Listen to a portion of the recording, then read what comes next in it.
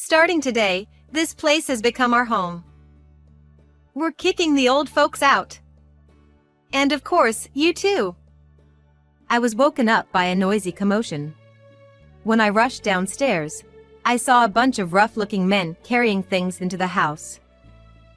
I rushed towards the men and asked what was going on. The men retorted, "We're hired by your brother." I sank to my knees in shock. In contrast, my parents were calmly preparing to leave the house. Furthermore, for some reason, they had smiles on their faces. Why are they smiling at a time like this? As I showed a bewildered expression, my father spoke up.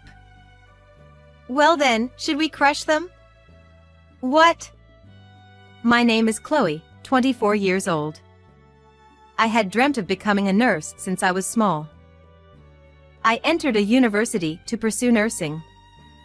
However, during my 4th year of university while searching for a job, I changed my path. My mother had become physically disabled due to a traffic accident, and that led me to work at my father's company. My mother used to help my father's company as a clerk, but after the accident, she became disabled, and she could no longer do the same clerical work she used to do. I wanted to work while taking care of my mother, so I joined the company which my father runs, right after graduating from university. I spent days facing the computer, trying to adapt to my new job quickly. My mother apologized to me every day. "I'm sorry for everything. I'm sorry for ruining your dreams for the future. It's all because I ended up like this." Certainly, I had dreamt of becoming a nurse, but with my mother in this condition, I couldn't go and look for a nursing job. "Don't worry about it. I wouldn't want anything to happen to you in this state," I would cheerfully say to my mother, trying to lift her spirits with a bright voice every day. It was challenging, but the fact that we weren't in our old house anymore was the greatest relief. In that house, taking care of my mother would have been nearly impossible. It was deteriorating, falling apart everywhere. By the way, the place we're currently living in is a house that my father built anew. Speaking of my father, he used to be a stage actor in a theater company before I was born. He apparently worked diligently every day with dreams of making it big someday. However, when I was young, my father quit the theater company for some reason, started a small company along with his theater friends, and focused on that instead. Not long after that, his company started to thrive, and he went from living in a house where the roof was about to fall in to building a large mansion. My father was happy that it was spacious and would be ideal for a family to live in. However, on the other hand, he would say almost every day, it would have been nice if he could have lived here with us. The he my father mentioned refers to my brother. After graduating from high school, my brother moved out of the house, and we had lost touch with each other. My brother is the opposite of me, who has introverted personality, and he is a cheerful man who says whatever comes into his head. My brother used to hang out with notorious troublemakers in the neighborhood. He caused trouble for various people and engaged in wrongdoing. He disliked his family, and I remember being ridiculed by him countless times. He particularly harbored a strong resentment towards our father. It seemed that the reason why my brother disliked his family, especially my father, was because he was being harassed at school for being poor. He hated our father with all his heart, saying that we were poor because our father was an unsuccessful theater actor, and that's why people made fun of my brother. My parents were always worried about my brother, who had disappeared without a trace. But to be honest, I felt more at peace without him around, and I think it's fine for him to remain out of contact. That's when it happened. One day, my brother with whom we had lost touch came to our house out of the blue. Beside him was a beautiful woman who looked like an actress. Apparently, my brother had gotten married at some point, without any of us knowing. "You guys are getting old, so I became worried and came back," he said. However, I distrusted my brother's concern for my father.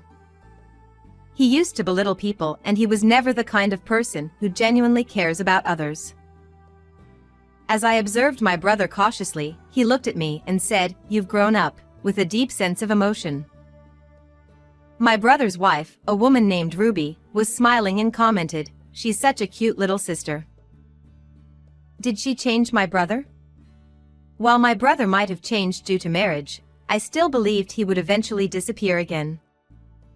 That's what I was thinking. However, from that day on, my brother and his wife began to visit us frequently.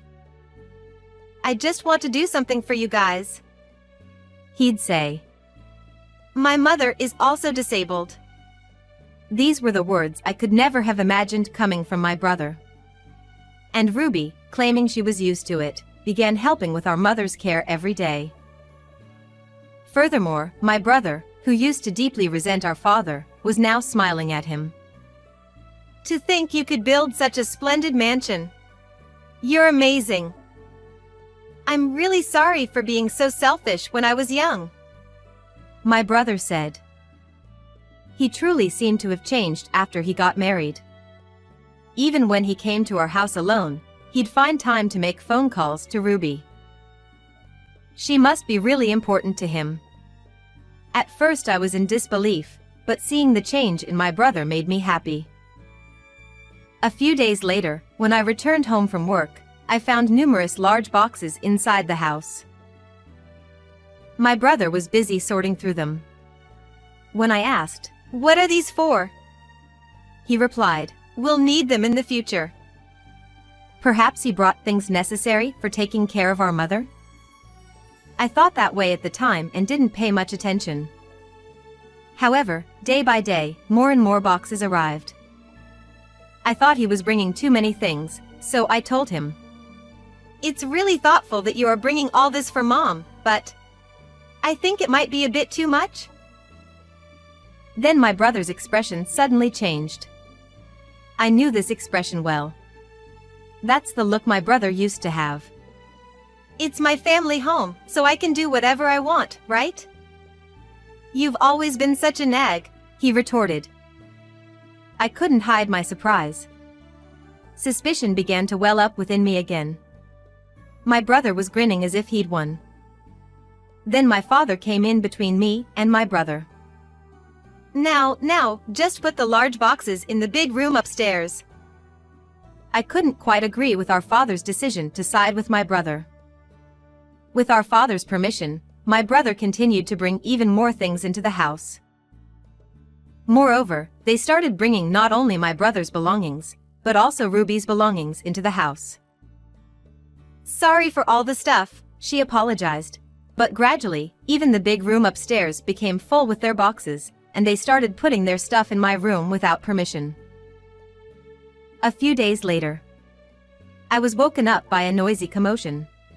When I rushed downstairs, I saw a bunch of rough-looking men carrying things into the house. I rushed towards the men and asked what was going on. The men retorted, "We're hired by your brother." While I couldn't understand the situation, I looked around. I noticed my brother giving orders to the men. As I approached him, he laughed derisively, as if mocking me. "Starting today, this place has become our home. We're kicking the old folks out. And of course, you too." Just as I suspected, my brother hadn't changed at all. It seemed he had come back to our family home with the intention of taking it over from the beginning. I'm such a fool for easily believing. Even if I were to tell him to stop right now, he wouldn't listen. "Having old farts and an ugly girl like you in such a spacious mansion would be a waste, so we'll live here for you. Be grateful, will you?" I couldn't stand it when Ruby said this while smiling. Everything she did, even her assistance in taking care of our mother, was for this. When I realized I had been completely deceived, all I could do was to stand there in frustration. I thought my parents would surely be devastated by my brother's betrayal. But my father said something unbelievable. "I understand. We'll leave this house." What? Dad, you can't possibly mean that. If we don't say anything, we'll be driven out of our own home." My brother spat at me to get the hell out of there, despite my confusion, and he and Ruby were laughing hysterically together. Then, as if my brother had remembered something, he pulled out a piece of paper. "I would feel bad if you guys become homeless. A little bit of mercy for you." The paper he handed me had one-bedroom apartment written on it. He must have been planning to kick us out much earlier than I imagined. Shocked, I collapsed to my knees. Meanwhile, my parents were calmly preparing to leave the house. Following their lead, I got into the car, and my father started driving us to the apartment. However, my father drove past in front of the apartment that my brother had prepared for us. "We've passed the apartment." When I said to my father anxiously, my mother started laughing uncontrollably, and my father followed suit with laughter. Why are they laughing at a time like this? As I wore a puzzled expression, my father started talking. "They are really clueless. They have no idea about our plans. Well, should we crush them?" "What?" My mother seems to know what's going on and she's laughing. Amidst this, my father stopped the car in front of the grandest mansion I'd ever seen. "This is our new home. We've made it barrier-free so Mom won't trip, and the inside is designed to make it easy for her to move around on her own," my father explained. What's going on? I can't follow the conversation at all. It turns out that even before my brother came back home, my father had been building this new house for us. He had been aware of my brother's plans from the beginning as well. "I overheard their conversations. They were saying they'd make the house theirs and were being presumptuous," my mother explained. When my brother came home alone, he was often talking with Ruby on the phone, but it wasn't because she was important to him. They were actually coordinating their plans over the phone. Apparently, my mother had accidentally overheard their conversations. It seemed my parents had been waiting for an opportunity to strike back. So, that's what was going on. The pieces were finally falling into place. However, the question still lingered. This wouldn't change the fact that my brother and his wife take over our family home and live comfortably without any consequences, would it? A few days later, as we were enjoying the comforts of our new home, I received a large number of incoming calls from my brother on my phone. Nervously, I answered his call, and I heard a confused voice over the phone. In the background, I could hear Ruby's screams and chaotic noises. Amidst all that, my brother started yelling angrily. "What the hell is this? Explain it to me." Apparently, several rough-looking men had barged into the house, and they started taking things out of the house without permission. When I couldn't understand the situation and looked at my father, he wore a triumphant smile and told me to pass the phone to him.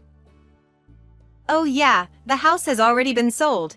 So, we have to move the stuff out of the house. We won't charge you for the movers. Just a little bit of mercy for you." "What? Sold? I haven't heard anything about that. Are you kidding me?" I heard someone else's voice behind my brother's yelling over the phone. "We'll start the moving process for your belongings," he said in a cheerful voice. It was likely one of the rough-looking men that my brother had mentioned. For some reason, I recognized that voice. Where did I hear this voice? I wondered, but now is not the time. "We've already sold the house we used to live in. What are you going to do about that? Where are we supposed to live now?" My brother's yelling left me utterly dumbfounded. What a self-centered person he is. This was truly a case of reaping what you sow. "You two are truly lousy parents. Do you even know what I went through when I was a kid? Other kids used to make fun of me every single day. It's because we were poor. It's because you were a fucking lame theater troupe member who dreamed of something that would never come true, Dad. Try acting like parents for once. You should give me a house or two." "Don't be ridiculous. I was about to retort, but before I could, my mother grabbed the phone. "Stop talking without knowing your father's feelings. Your father quit the theater troupe, gave up on his dreams. It was all for your sake." I had never seen my mother so angry. And I never knew the true reason why my father had quit the theater troupe either. It seemed that my father quit the troupe for my brother's sake. My father seemed to have realized my brother's struggles with bullying at school long before my mother and I did. When I look back at my father, who had been worried about my brother's well-being all the time, he probably sensed it from the subtle changes in my brother's expressions. He understood that our family's financial difficulties were largely due to his own inability to succeed as a theater actor. He didn't want to burden our family because of his own dreams any further. Of course, my mother told him that she didn't care about being poor and she wanted him to follow his dreams. I can infer this from the way she apologized to me every day after she required care. "I'm sorry for everything. I'm sorry for ruining your dreams for the future. It's all because I ended up like this." My mother apologized to me every day for ruining my dreams, but perhaps she was apologizing to my father at the same time. My father quit the theater company, saying that spending time laughing with his family was more important than his dreams. However, he couldn't simply tell my brother and me the exact reason, as it might make us think that he sacrificed his dreams for us. I honestly don't know whether that was the right choice. However, my father made his decision based on his own thoughts. After leaving the theater troupe, he joined forces with his fellow troupe members and established a company that eventually led to building this grand house. My father mentioned it casually, but looking back, it's no piece of cake. He must have put in immeasurable effort while we didn't know anything. It was for the sake of the family that he was able to do that, wasn't it? I'm not going to believe that kind of story. Anyway, do something about it. Aren't you my parents? My brother refused to believe anything. My mother couldn't contain her anger and was about to say something, but I quickly hung up the call. There is no point in saying anything to my brother right now. About a month later, apparently my brother called my father for help. It turns out that Ruby's parents have always signed the contracts for all the places that my brother and his wife have lived in, for them until now. My brother hid the fact that he was unemployed, lied her parents that he works for a major corporation, and made her parents sign the contracts for expensive apartments for them. I could see how my brother was able to fool her parents from the fact that he used to hang out with the wrong kind of people. However, when everything came to light, it seems that her parents completely abandoned them, saying that they can't deal with my brother and their daughter anymore. My brother and his wife had lost everybody who would take care of them, even lost a place to live, and were helpless to do anything about it. If he thinks back on what he's done so far, he'll see that he deserves what he's got. He has caused us so much trouble, and now it's time for him to pay for it. My brother must be regretting by now. Our father, who had been so worried about my brother, pushed him away this time. Perhaps it was also to make him look back at his own actions. By the way, as for the rough-looking men who carried out my brother's and his wife's belongings, they were former colleagues of our father, people from the theater troupe. The voice I heard over the phone sounded familiar, and I wondered where I'd heard it, but not it makes sense. It was the voice I had heard when I was a child. I faintly remember the members of the theater troupe joyfully sharing their dreams with my father. When I went to thank the theater troupe members, once again, they told me that my father didn't abandon his dreams, but he chose to pursue new dreams instead. Seeing our parents smiling in the new house, I knew my father had no regrets about leaving the theater company. And they believe that someday, my brother will change his mind and reform himself. I really hope my brother will truly change next time. I'm hoping that one day that will happen.